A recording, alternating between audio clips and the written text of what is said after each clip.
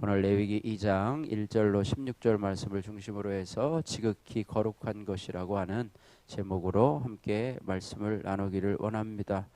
바라기는 저와 여러분들의 삶이 하나님 앞에 지극히 거룩한 것으로 연락되는 그런 삶이 되시기를 주님의 이름으로 축복합니다.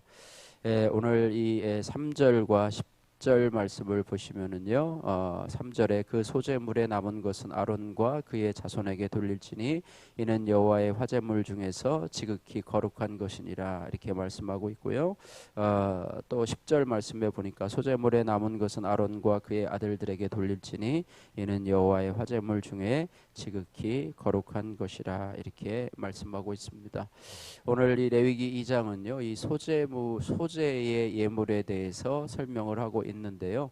소재는 곡물을 곱게 빻은 가루, 주로 밀가루로 드리는 그런 제사입니다. 그래서 오늘 본문 말씀에 지극히 거룩한 것을, 그래서 하나님께서 지극히 거룩하게, 하나님이 우리를 거룩하게 사용하시는 삶을 살게 되려면 우리가 어떻게 해야 되는가, 이런 부분을 오늘 소재 예물을 드리는 이 본문 말씀을 통해서 함께 묵상하기를 원합니다.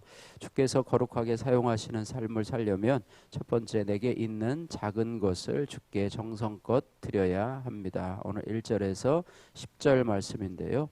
어저께는 이 번제에 대해서 말씀을 드렸는데요. 소제는 곡식을 곱게 빻은 가루로 드리는 제사지요. 그래서 가루를 그대로 드릴 수도 있고요. 또 굽거나 또 우리가 전을 부치듯이 부쳐서 혹은 곡식을 삶아서도 드릴 수가 있습니다. 그래서 하나님은 이건 소재는 배려, 그 가난한 사람들을 배려한 제사라고도 볼 수가 있어요. 그래서 어저께는 소나 또 양이나 염소, 또 그것을 못 드리는 사람은 뭐 산비둘기나 집비둘기로 예물을 드리려고 하는데, 그것조차도 드릴 수 없는 사람들에게 곡물로 드릴 수 있도록 하나님께서 배려한 그런 모습이라고 볼 수가 있습니다. 그래서 하나님은 소재를 번제와 동일하게 번제를 드릴 때도 이는 하나님 앞에 향기로운 냄새니라, 이런 표현을 많이 사용하는데요. 오늘도 보면은 소제를 드리면서도 여호와께 향기로운 냄새니라라고 말씀하시면서 가장 값이 비싸고 또 생계 수단이었던 이 소를 드리는 것도 참 귀하고, 그러나 곡물을 드리는 것도 똑같이 하나님께서는 여호와께 향기로운 냄새니라 이렇게 말씀하시면서 우리들에게 말씀해주고 있습니다. 그래서 뿐만 아니라 하나님은 번제와는 달리 소제에 남은 것을 제사장 몫으로 주시고 그것을 지극히 거룩한 것이라 이렇게 말씀하고 있습니다. 그래서 우리가 하나님 앞에 하나님께서 우리를 거룩하게 사용하시는 삶을 살게 되려면 내게 있는 작은 것이라도 주님 앞에 정성껏 드리는 모습이 있어야 될 것입니다. 오늘 찬송가 50장 불렀는데요. 주로 헌금송 할 때 많이 부르는 찬송인데요. 이 찬송을 부르면서 좀 많이 성도들이 별로 좋아하지 않는다고 그래요. 그래서 이 가사 자체가 내게 있는 모든 것을 아낌없이 드리네라고 하는데, 그냥 인색하게 드리다 보니까 이 찬송하는데 참 부담을 많이 느낀다고 그러는데요. 그렇지 않습니다. 우리가 이 가사대로 지금은 그렇지 못하지만 우리의 삶이 이런 고백으로 변화되어 간다면 이것이 아름다운 우리의 삶의 모습이 되지 않을까 싶습니다. 그래서 1절 말씀 보니까, 1절의 가사 보니까 내게 있는 모든 것을 아낌없이 드리네, 사랑하고 의지하여 주만 따라가리. 2절에 내게 있는 모든 것을 겸손하게 드리네, 세상 욕심 멀리하니 나를 받아주소서. 내게 있는 모든 것을 주를 위해 드리네, 주의 성령 충만하게 내게 내려 주소서 말씀하고 있습니다. 하나님은 크고 작은 것을 구별하는 것이 아니라 부자의 많은 양을 귀하게 여기시고 또 가난한 자의 작은 것을 또 하찮게 여기시는 양을 중심으로 하나님이 평가하시는 하나님이 아니잖아요. 그죠? 부자가 많은 것을 넣은 것이나 그럼에도 불구하고 그들은 작은 것을 넣었다고 이야기를 하고, 액수면에서는 크지만 그러나 성전에 자기의 전부를 드린 과부의 그 작은 동전 하나를 하나님께서 그가 가지고 있는 모든 것을 드렸다고 할 때에 하나님께서 그것을 크게 보시는 것처럼 하나님은 중심을 보시고 또 정성을 보시고 마음을 보시기 때문에 그렇습니다. 그래서 지극히 작은 자 하나에게 한 것이 내게 한 것이라 하는 것처럼 우리는 작은 것이라고 하면 그것을 하찮게 여기고 또 그것을 중요하게 여기지 않는데요. 하나님은 그렇지 않습니다. 그래서 내게 있는 작은 것이라도 여러분 주님 앞에 정성껏 하나님 앞에 드리시기를 주님의 이름으로 축복합니다. 적용의 말씀입니다. 하나님이 지극히 거룩한 것으로 사용하시도록 비록 작지만 내가 정성껏 드려야 될 것은 무엇입니까? 여러분 적용해 보시기를 바라고요. 두 번째로 주께서 거룩하게 사용하시는 삶을 살려면 소금의 역할을 감당해야 합니다. 오늘 11절에서 13절 말씀인데요. 11절 말씀에 보면은 너희가 여호와께 드리는 모든 소제물에는 누룩을 넣지 말지니 누룩이나 꿀을 여호와께 화제로 드려 사르지 못하게 할지니라. 소제에는 누룩이나 꿀을 넣지 말라고 말씀해 주고 있습니다. 그래서 누룩은 발효를 촉진하는 것이죠. 발효를 촉진하는데 이것은 성경에서 부패를 상징하고 있습니다. 또 꿀은 달콤하지요. 입에 달지요. 그러나 그 꿀은 뭐를 상징하냐면 탐심을 상징하고 있습니다. 그래서 부패와 탐심을 상징하는 누룩과 꿀은 그 소재를 드리는 사람이 그 안에 넣지 말라 이렇게 말씀하고 있습니다. 그러나 하나님께서 모든 소재물에 반드시 넣어야 될 것이 있는데 그것은 바로 소금이라고 하는 것입니다. 13절 말씀 같이 한번 읽겠습니다. 13절 내 모든 소재물에 소금을 치라. 내 하나님의 언약의 소금을 내 소재에 빼지 못할지니 내 모든 예물에 소금을 드릴지니라. 아멘. 요즘은 저염식을 먹고 짜게 먹으면 건강에 안 좋다 이렇게 해서 하지만은요, 우리 몸의 0.9% 정도가 소금이 필요하다 그러고요. 소금이 부족하면 몸에 많은 부작용이 일어날 수가 있다고 그래요. 그래서 짜게 먹는 것도 나쁘지만은 그러나 적정량의 소금을 유지하는 것은 우리 몸을 유지하는데 반드시 필요하다고 얘기를 하는데요. 특별히 이 소금은 부패와 변질을 막아준다라고 하는 것입니다. 그래서 하나님이 오늘 본문 13절 말씀에 보니까 하나님이 백성과 맺으신 언약을 소금 언약이라 이렇게 말하고 있어요. 소금은 부패를 방지하고요, 변하지 않게 하는 그런 역할을 하지요. 그래서 생선 같은 거를 보관할 때 소금에 절여서 보관을 하면 오랫동안 먹을 수 있게 되는데요. 그래서 결코 변하지 않는 언약, 소금 언약이라고 얘기를 하는데 우리의 삶에서도 우리의 삶에 소금의 역할을 하라. 예수님께서도 빛과 소금의 역할을 하라. 소금과 빛, 빛과 소금 이렇게 왔다 갔다 하기도 하지만은요. 어쨌든 소금의 역할을 하라 이렇게 말씀하고 있습니다. 예수님께서도 이 땅에 빛으로 오셨지만은요, 소금의 역할을 감당하셨어요. 기꺼이 소금처럼 사셨던 분이 바로 예수님이신데요. 예수님은 자신을 낮추셨고 오직 아버지의 영광만을 드러내셨죠. 자신이 드러나게 되거나 높아지게 되려고 할 때 예수님은 군중들을 일부러 흩어버리거나 또 그들로부터 떠나서 홀로 기도하러 가셨습니다. 이것이 바로 소금의 역할을 한 것이고요.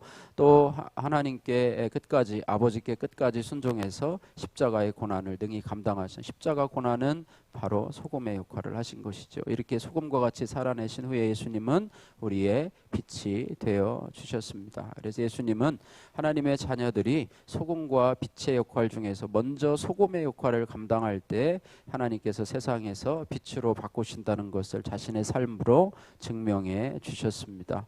오늘의 세상은요, 이처럼 빛을 찾는 것이 아니라 소금을 찾고 있어요. 우리 성도들 중에서 세상 사람들이 빛의 역할을 하는 사람들을 보고 박수를 치기보다는 소금의 역할을 하는 성도들을 찾고 있는데 찾기가 참으로 쉽지 않은 세상입니다. 그래서 세상에는 소금이 절대적으로 필요하다고 하는 거예요. 그래서 자신이 빛이 되겠다는 사람들은 참 많은데 소금이 되겠다고 하는 사람들은 거의 찾아볼 수가 없는 것이 오늘날의 현실이시고요. 그리스도인들이 세상 속에 나가서 소금의 역할을 감당할 때 그것이 바로 그리스도인의 역할을 잘 감당하는 것인데, 그런 사람이 많지 않다는 거예요. 그래서 예수님의 제자인 저와 여러분들은 세상이 가지 않는 소금의 자리로 가야 할 줄로 믿습니다. 그래서 팔복과 같이 팔복이 소금의 역할을 감당하고 있는데요. 심령이 가난하고 애통하고 온유함이 필요하고 의에 줄이고 긍휼하고 마음의 청결함과 화평함이 필요한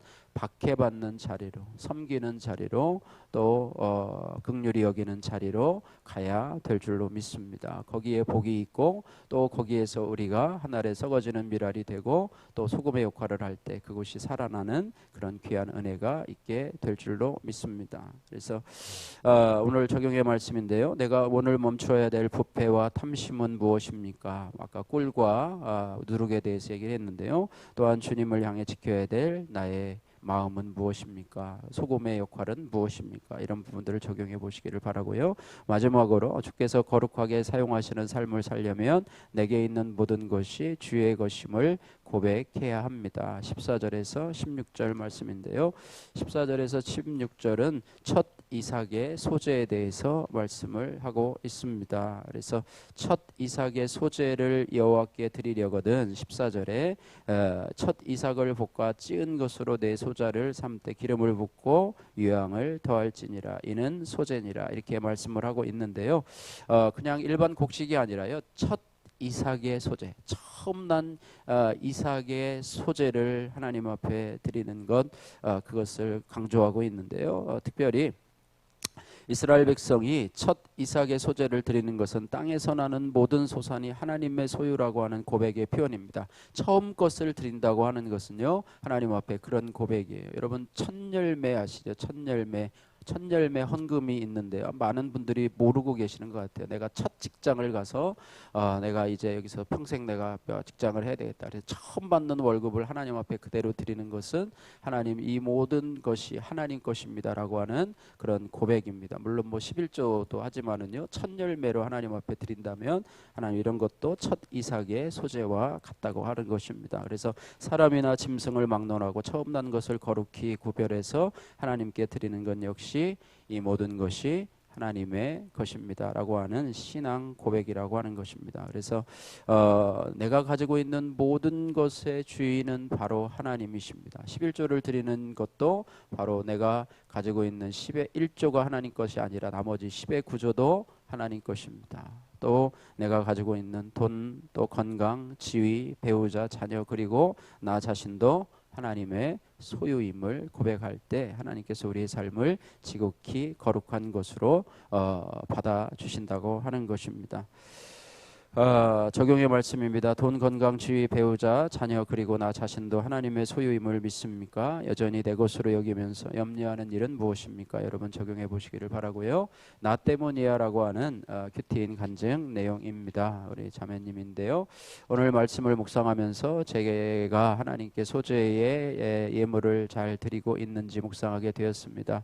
저는 그동안 남편과 주식을 하려고 사채를 빌린 딸을 원망하고 정죄하며 살았습니다. 그러면서 왜 나만 절제해야 해? 같이 쓰면 후회라도 하지 않겠지 하는 마음에 명품 가방을 사는 등 온갖 사치를 부렸습니다. 그러다 남편의 회사가 부도나고 빚이 천문학적인 액수로 불어나면서 생활이 궁핍해졌습니다.